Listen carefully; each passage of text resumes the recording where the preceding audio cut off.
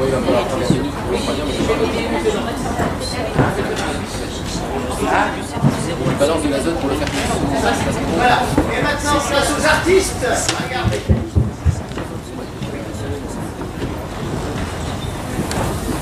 Bonjour à tous. Messieurs, dames, nous vous invitons à participer et à visionner la Tour Eiffel en lévitation dans les salles Sarthe-Mer, qui se situe à droite, face à la Tour Eiffel. Bonjour à tous. Alors moi je suis censé être l'artiste, c'est ça. Je sais pas si je vais être aussi bon que lui. Hein. Donc moi je suis chercheur à Orsay, c'est dans le sud de la banlieue parisienne. Et dans mon laboratoire, on travaille sur des espèces de pastilles noires que vous devinez peut-être ici, puis on en a mis une là-haut aussi. Et ces pastilles noires, c'est ce qu'on appelle des supraconducteurs. Donc quand on nous a dit qu'il y aurait un espace CNRS devant la Tour Eiffel, on a dit on va faire flotter la Tour Eiffel. Ben oui. Ils étaient vraiment très contents au CNRS, en disant ça va être vraiment classe. Finalement on leur a dit que la nôtre ferait 70 cm de haut. Mais elle est quand même jolie. J'espère que vous admirez la Tour Eiffel et ses proportions. Alors ce que je suis en train de faire là, c'est discuter avec vous. Bon, parce que j'attends que ça refroidisse en fait. Donc je joue la montre en fait, essentiellement. Je renverse de l'azote liquide sur ma Tour Eiffel. L'azote liquide, c'est ce liquide que vous voyez sortir. On peut avoir l'impression que c'est chaud parce que ça fume. En fait, c'est à moins 200 degrés. C'est le liquide vraiment le plus froid de votre journée, ici en tous les cas. On sait faire des liquides plus froids en laboratoire, mais pour le grand public, on préfère déjà en rester à moins 200, c'est déjà bien. Donc là, ce que je fais, c'est que je bourre ma Tour Eiffel de liquide à moins 200. La raison à ça, c'est que... La raison à ça, c'est que je veux que mes pastilles noires soient à moins 200. Et pourquoi ça? C'est parce que toute la physique dont je vais vous parler là, c'est de la physique des très basses températures. Tout ce qui vous a été montré là-bas, c'était de la physique que vous voyez à la température de la pièce. Mais moi, pour faire ma physique, celle qui m'intéresse, j'ai besoin d'aller à très très basse température. Et ça, c'est un peu paradoxal, parce que normalement, à basse température, il ne se passe plus grand-chose en physique. Si vous refroidissez quelque chose à moins 200 degrés ou à moins 250 degrés, ben, en gros, il gèle. Et puis c'est tout. Et les atomes s'arrêtent de bouger presque entièrement. Ils bougent de moins en moins, en fait, quand on refroidit. Et puis quand on arrive au zéro absolu, ben, ils ne bougent plus du tout. Et c'est ça que nous, on appelle le zéro absolu. Pour vous, le zéro absolu, c'est vers moins 270. Alors pourquoi est-ce que j'ai besoin de refroidir la matière? En fait, ça a été découvert il y a 100 ans. Vous allez voir que je peux me payer un bide monumental et que ça peut ne pas marcher du tout, mon expérience. Donc, il y a 100 ans, les types voulaient savoir que devient la matière quand on la refroidit énormément. Et le record à l'époque, c'était moins 250 et ils voulaient aller voir plus bas. Donc ils voulaient aller à moins 270. Donc il y a quelqu'un qui a passé 10 ans de sa vie pour aller de moins 250 à moins 270 avec un énorme laboratoire derrière lui, des moyens considérables. Quelque chose qui quand même en gros sert à rien. Mais qui est un beau sujet de recherche. Et la question c'était, mais que devient la matière à très très basse température? Et il y a plein de gens qui disaient à l'époque, mais ça sert à rien ce que vous faites. Parce que si votre matière elle est déjà très froide à moins 250, gelée, qu'il ne se passe plus grand chose dedans, il ne va rien se passer de plus ou de moins à moins 270. Vous avez déjà fait l'essentiel du chemin évidemment. Et ce chercheur, donc, qui s'appelait Camerlingons, c'était un Hollandais, il avait une devise que j'aime bien, tout physicien devrait aimer cette devise, c'est par l'expérience, la connaissance. Donc ça voulait juste dire en gros, vous pouvez faire toutes les théories que vous voulez, à un moment donné il va falloir mesurer pour savoir si vraiment il se passe rien. Et lui il mesure ça il y a 100 ans exactement, en 1911, dans un bout de mercure, et il découvre quelque chose de tout à fait surprenant, il découvre que la résistance électrique, le parcours des électrons devient parfait. Plus rien ne résiste au parcours des électrons dans le mercure quand vous le refroidissez énormément. Vous voyez, c'est exactement l'inverse de ce à quoi on s'attendrait. On pourrait se dire, si je refroidis, ça va geler et les électrons ils vont plus pouvoir bouger, quoi. Ils vont être coincés sur leurs atomes. C'est l'inverse qui se passe. À moins 270 dans le mercure, soudain les électrons passent et plus rien ne les freine. Alors il a appelé ça la supraconductivité. Et ça, je ne vais absolument pas vous le montrer maintenant parce que je ne vous montre pas le côté électrique, moi. Je vous montre le côté magnétique. Donc moi, ce que j'ai fait, c'est une autre expérience ici où j'ai pris des aimants. Alors les aimants, vous les voyez, c'est les trucs métalliques ici. D'accord? Ça, c'est des aimants qu'on a juste achetés sur Internet, bêtement. Et ces aimants-là, on les refroidit pas, pardon, on les place au-dessus d'un supraconducteur. Donc la pastille noire, c'est un supraconducteur. Et on va regarder les propriétés magnétiques de ce supraconducteur, voir si ça attire les aimants ou pas. Alors, évidemment, vu qu'on vous a dit avant ce que ça allait faire, vous savez déjà répondre à la question. Mais croyez-moi, les premiers qui ont fait l'expérience, ils ont été très surpris du résultat. Quand ils ont vu qu'un supraconducteur repoussait les aimants. Alors au début, ils se sont dit, ah mais c'est comme un aimant qui repousse un autre aimant, on sait bien. Vous savez, si pôle Nord est en dessous de pôle Nord, il se repousse. Et puis alors ils se sont amusés à retourner l'aimant, et ça je vous invite à faire l'expérience avec eux qui vont vous faire l'expérience là-bas sur des tables, donc vous allez vous-même retourner l'aimant, et vous allez voir que non, en fait, ça repousse toujours, quel que soit le sens de l'aimant. Donc c'est pas du tout un aimant qui repousse un autre aimant, c'est un truc bien plus bizarre. Et puis surtout, si vous avez joué avec les aimants, vous savez bien qu'on peut essayer de repousser un aimant avec un autre aimant, mais ça tient pas. Non, ça se casse la figure et ça se colle dans l'autre sens. Le physicien, il va dire que c'est instable. Et ben là, vous allez voir, c'est, enfin j'espère, très stable. Voilà.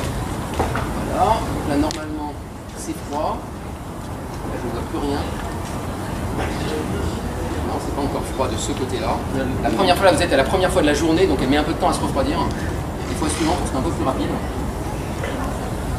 Alors, pourquoi est-ce que c'est des chercheurs qui vous montrent ça? Parce qu'il se trouve que c'est un des sujets de recherche les plus étudiés actuellement dans les laboratoires. On a découvert ça il y a 100 ans, on a très bien compris à peu près tout il y a 50 ans.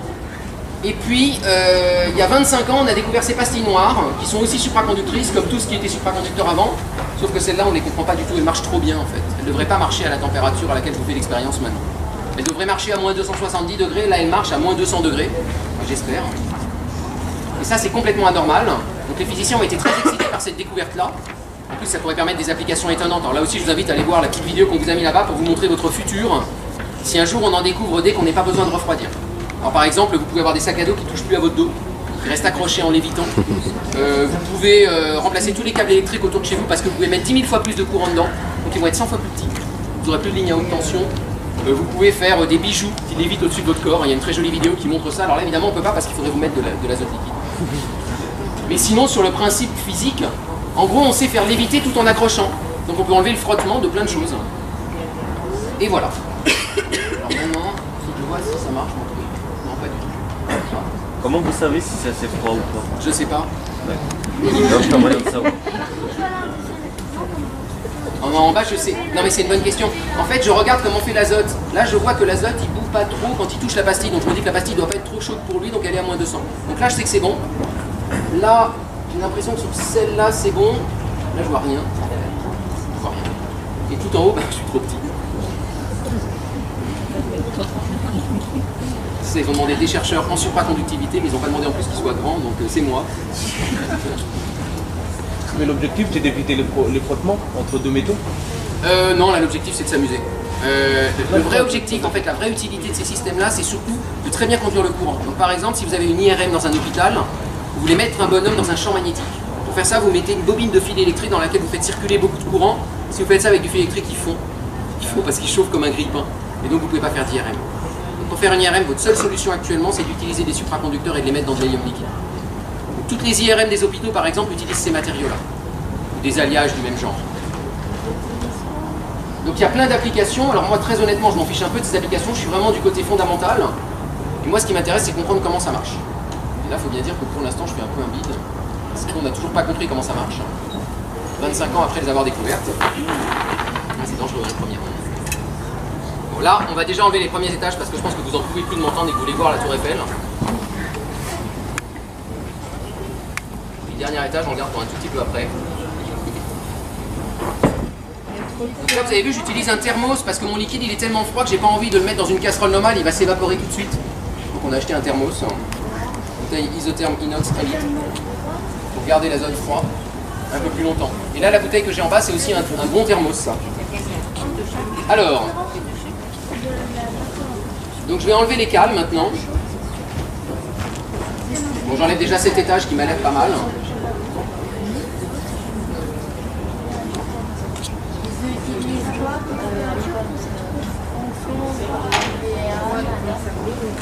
Pardon?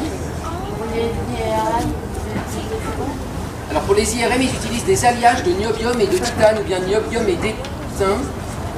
En même temps que je te réponds, je fais un peu attention à ce que je fais là, j'essaie d'enlever les bouts. C'est très très froid. Nous on est dans la physique des très basses températures, donc ça veut dire qu'on se brûle en fait à chaque fois. Je vais dans l'autre sens. Voilà, vous n'êtes pas le public hyper enthousiaste.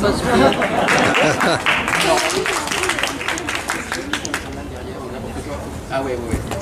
Merci. De toute façon, j'ai regardé ce truc-là, j'ai moi-même pas su répondre aux questions. Je pense qu'il y a plein de fautes là-dedans. Essayez même pas. Il vous demande, par exemple, j'ai découvert ça. Il n'y a personne de BASF ici. Il vous demande, espace rêvé, la surface déployée d'un nanocube est égale à 1 mètre carré, un demi-terrain de foot ou un terrain de foot.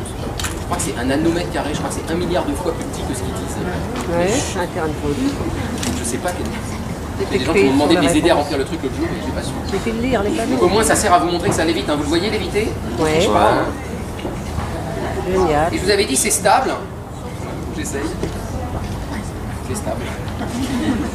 Alors, est-ce que là-haut c'est stable? Ça se déforme complètement. Et le train de fasciner va se remettre. Donc l'azote n'arrive pas à mouiller. C'est déjà pas mal. La derrière est minable.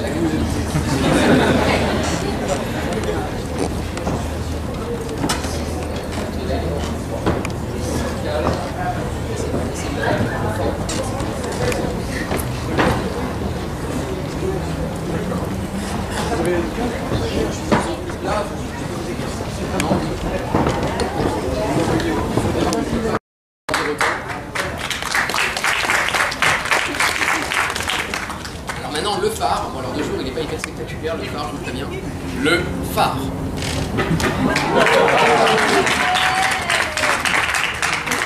Non, vous êtes un beau public quand même. Notre phare formidable. Non, vous allez voir, il y a un truc vraiment génial avec le phare.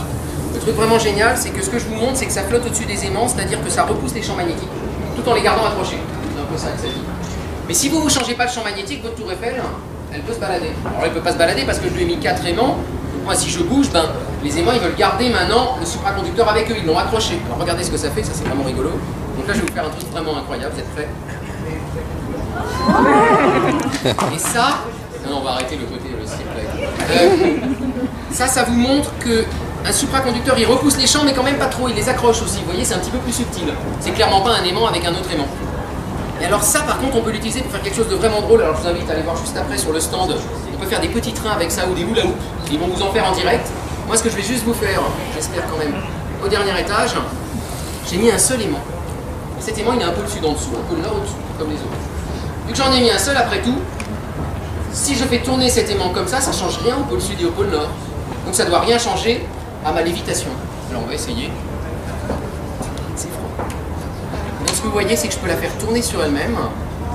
Et en fait, elle peut parce que ça ne change pas le pôle sud et le pôle nord. Par contre, je ne peux pas lui faire faire ça parce que ça changerait les pôles. Alors là, il faut revenir la nuit pour la voir de nuit. Alors elle ne clignote pas complètement la nuit toutes les heures la nuit. Tout là, en bas, vous m'avez laissé la réchauffer, donc elle est retombée. Hop, je la refroidis à nouveau.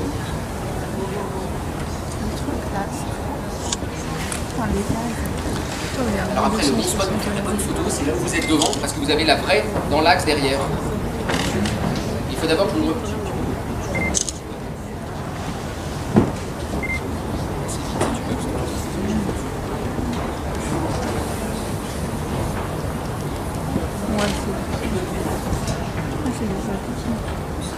Là, je remplis vite mon carburant d'azote.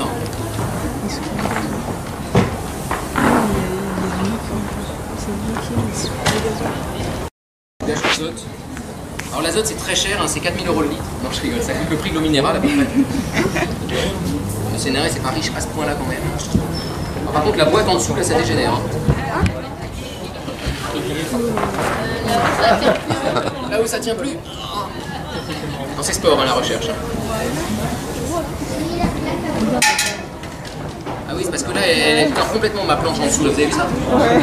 Waouh! Donc l'azote a des effets secondaires assez insoupçonnés. J'essaie de prendre la photo très très vite parce que ça va pas durer très longtemps dans l'expérience. Attention!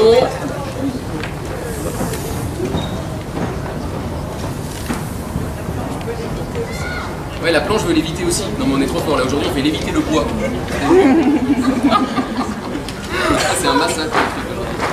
Voilà, on enlève toutes les cales. Et donc on peut dire qu'aujourd'hui, tous ensemble, on a fait léviter la tour Eiffel.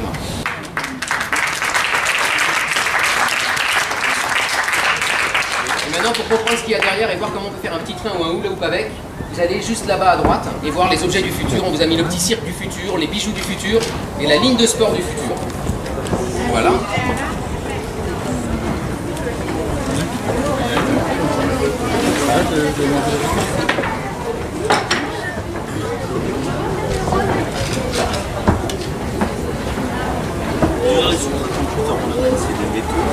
Non, là c'est des céramiques. La plupart des métaux sont supraconducteurs, mais là ceux-là, vu qu'ils sont tout à fait particuliers, ils ont été fabriqués en laboratoire, c'est des oxydes de cuivre, c'est pas des très bons métaux. D'accord, mais il y en a à l'état... Ah bah la plupart des éléments qui nous entourent sont supra, c'est juste que tu t'en rends pas compte parce que t'as pas assez refroidi la matière. La moitié par exemple de la classification périodique est supraconductrice. La moitié des éléments de base c'est un truc très commun en fait. Mais pour l'avoir assez température,